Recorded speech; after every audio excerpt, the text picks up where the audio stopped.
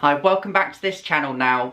Before I start this video, if you've just clicked on this video and you've read the title, you might have the wrong impressions of what my intentions are for this video. So I feel I should start off with just a quick disclaimer. So I'm not trying to discredit the Philippines in any way. I'm not trying to make out that it's bad. I can hand on heart say that the Philippines is my favourite country that I've been to. But just like anywhere, there's nowhere that's completely perfect, and there's definitely things that some people might struggle with in the Philippines, especially some Westerners, because a lot of the things we're going to be looking at in this video aren't necessarily even problems with the Philippines. They're just things that people from other cultures might not be used to, so could possibly struggle with. But then at the same time, I'm not going to title this video things that foreigners might struggle with in the Philippines or things Westerners might struggle with in the Philippines, because probably a lot of Filipinos can relate to these as well. So it's not just aimed at trying to inform foreigners. A lot of Filipinos might find it interesting seeing someone react to some of the just common problems in the Philippines that aren't necessarily like real issues. So I don't take this too seriously. I'm not like trying to look at real issues or things like that. They're just a lot of small things that aren't really that important anyway. So the first thing we're going to be looking at is just the heat in the Philippines. So the Philippines is one of the hottest places I've ever been to.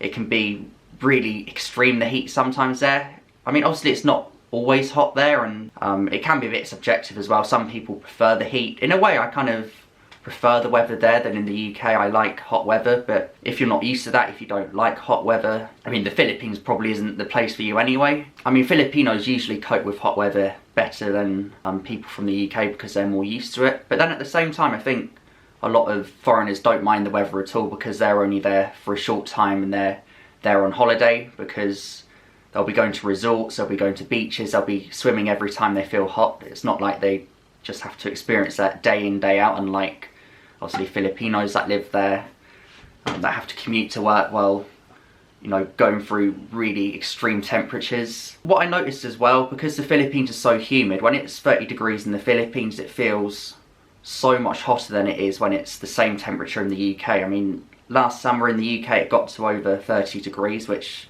was record temperatures for us. And it felt hot, but when it was that temperature in the Philippines, it felt even hotter. It was like a really thick warmth because of the humidity. I think a lot of Filipinos will even struggle with some of the temperatures as well there. I mean, there's a joke in the Philippines that there's 3 different seasons. There's hot, hotter and hottest. And especially during, I think, March, April and May, that's when it's the hottest season in the Philippines. That's like the hottest time of the year there. And during that time of the year, it's not exactly like, even though Filipinos love basketball and stuff, they won't be outside playing basketball until the evening, until it cools down, and it can like affect what you do in the day. I'm sure on people's day off there, they'll go to shopping malls and try and avoid the sun, just because it can get really hot there. But then again, it's not always hot in the Philippines. Other times of the year, it can be a bit cooler. And a lot of the time, it's quite a nice heat. It's just the sort of temperature where you can just go around in t-shirts. The next thing we're going to be looking at is that some commodities, especially ones that Westerners are used to, might be more expensive in the Philippines. One of the best things about the Philippines is that most things are a lot cheaper there than what you would expect in the UK.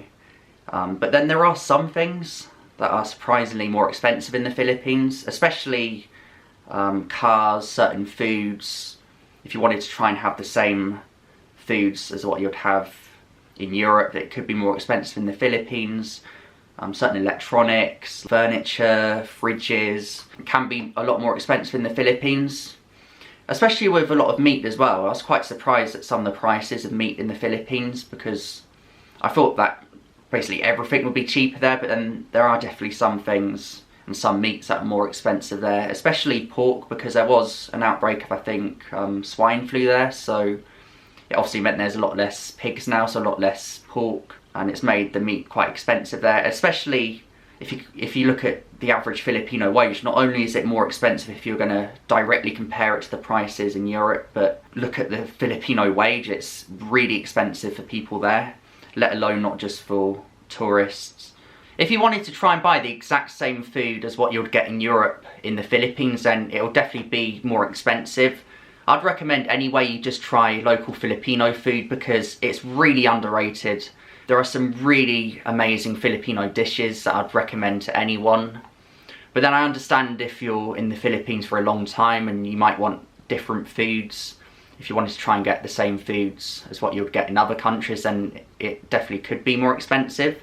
And then cars as well, they're quite expensive in the Philippines because they're all imported from other countries, mainly Japan. You have cars that are imported from Korea and a lot imported from America too, which is obviously a long way to import cars, so they'll be more expensive than what they would be if they were just straight from the US, or if you're going to buy them from the UK, because we have a lot of factories here. And even if they were imported from Germany and countries in Europe, it's still quite cheap to import them here in the UK.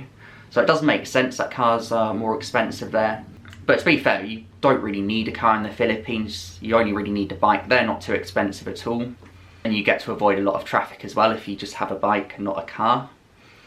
Even like an old car that will probably fail an MOT in the UK will be fairly expensive in the Philippines. So I'd just recommend you avoid cars. It's okay if you're just gonna like rent one, but yeah, they can be more expensive than what they should be. But then it does make sense because they've been imported. You can't just expect them to be the same price because it's expensive for the transport to import them to the country in the first place. And then, yeah, like I said, quite a few other things as well. I think if you wanted to get a lot of commodities for a house, like a fridge, they can be quite expensive in the Philippines. That's why a lot of Filipinos, they have these boxes, balikbayan boxes, where they import a lot of things from, if they move to a Western country, they'll import a lot of things for their families in the Philippines, or if they're going back to the Philippines, they'll import a lot of goods because there are a lot of things that can be cheaper in other countries that you can then take to the Philippines. But then, most things are cheaper in the Philippines. It's one of the best things about the country for a lot of people. So the next thing we're going to be looking at is that the Philippines is prone to a lot of natural disasters. Basically anything you can really think of, whether it's volcano eruptions, typhoons, sometimes super typhoons, which can then lead to a lot of floods also. Even earthquakes as well. I experienced a few when I was there. Thankfully I didn't experience anything too extreme. But I did see a lot of flooding and then a few earthquakes, like I said. But it's just something that Filipinos learn to live with, and they're quite happy to just rebuild and then have that as their lifestyle, because there's not really a lot that people can do about this. There's not really anything we can do. Most of the time it's not too bad, but then it depends how well made your house is. It could be, if it's just like a shack made with bamboo, then usually they can just get completely destroyed every time there's a typhoon. So the Philippines has all of this because it's on the Pacific Ring of Fire. There's quite a few other countries on this ring. It literally goes around the whole Pacific Ocean, so parts of South America as well are in this bracket of countries that are affected by this, along by some Asian countries as well, with obviously the Philippines included. So it's not just the Philippines that goes through some of these issues as well. But unfortunately there's not really a lot we can do about this. It's just something that you'll need to learn to live with if you're going to spend a long time in the Philippines, or any other country that's on the Pacific Ring. One thing that's definitely quite a big inconvenience in the Philippines is just how much traffic there is, especially in Manila, but even in other cities as well. You'll experience it sometimes even in provinces at busy times of the day in rush hour traffic.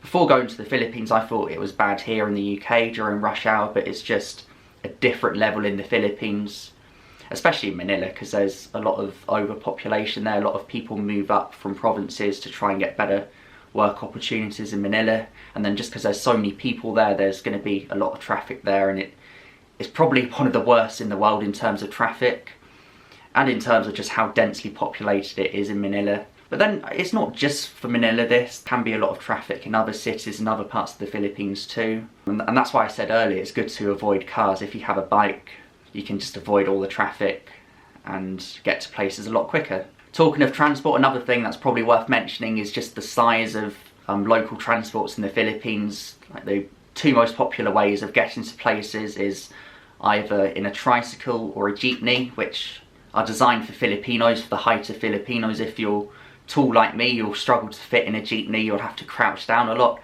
which I don't really mind doing, but there's definitely some tourists that won't really enjoy using the Filipino transports, but I'd recommend you do if you just try and experience what Filipinos do on a day-to-day basis. But it's just something to be aware of. Probably one of the biggest issues for people in the Philippines is the job opportunities there and just how low the wages for most jobs there. Thankfully, most things are really cheap in the Philippines, so it does balance itself out. It's not really good, you know, comparing how much you earn with different jobs in the Philippines compared to other countries, just because most things, I mean not everything, but most things are cheaper in the Philippines, so it doesn't matter too much with having a lower wage there. But then sometimes just finding a job in the first place is really difficult. Even once people graduate, it's quite difficult to find work in the Philippines at times. It's really rare for students to have a part-time job in the Philippines, unlike in the UK where literally everyone at college and university often has a part-time job that they can do and earn money alongside studying. But in the Philippines, that's quite rare. A lot of people get their first job when they're well into their 20s, not because it's their choice, not because they didn't want to work when they were younger, but because there just wasn't any work for them to do. The next thing we're going to be looking at isn't exactly for the whole Philippines, it's mainly just for provinces or for villages or small areas outside of cities, and that's that there isn't always a rubbish or trash collection, so people have to burn their rubbish. People don't really have this issue in cities because they do have rubbish collection, but if you go way out into provinces, into more unpopulated areas where it's difficult to get transport and stuff, there's often not rubbish collections, so people just have to burn all their rubbish because they can't really take it to many places, so they just have to burn it outside their houses. So there's a lot of smoke and fumes coming from people's rubbish being burnt if you're in a village in the Philippines. I think as well it's actually illegal to burn your rubbish, but then people don't actually have a choice because there's no rubbish collection. There's sometimes you don't have any way of taking your rubbish to places, so people have to burn them even though technically they're not supposed to, but then there's not really any other alternatives unless you just keep all your rubbish and just let it collect and pile up. But most of the Philippines doesn't really have this issue, because if you're in most of the populated parts, they will have a rubbish collection. It's just more out in the provinces. The last thing we're going to be looking at is that vehicles in the Philippines don't have the same fuel regulations that they do in most Western countries. So there's a lot of petrol fumes everywhere in the Philippines with their jeeps and tricycles and even older cars on the roads. You can really smell that in Filipino cities. I mean, I kind of like the smell of petrol, but it's obviously not very healthy. I mean, it probably would be quite expensive for them to completely, change all the engines and all the jeeps and all the cars. So I understand why they don't have the same regulations that we do in Europe. But it does mean that it's quite noticeable if you're in a city in the Philippines with just how much fumes there are in the air from all of the vehicles there. But then you will just get used to it, but it's probably not the healthiest thing in the world. And it doesn't help that a lot of the Philippines, especially Manila, is quite overpopulated, so you get a lot of vehicles because there's so many in one place, combined with the fact that they're not very economical. It does mean that there's a lot of fumes in the air, especially compared to cities in the UK where it's not really that noticeable, the petrol fumes. So those were 8 things people could struggle with in the Philippines. Please don't take this video too seriously. These aren't exactly any big problems or anything. They're just things I noticed when I was in the Philippines and I thought some people could struggle with. It's quite subjective, some of these things as well. Like, some people might see the hot weather as a good thing, but then others could see it as a bit of a negative as well. So I hope you did enjoy this video. If you did, please give it a thumbs up and subscribe if you haven't already. I'll see you in the next video. Goodbye.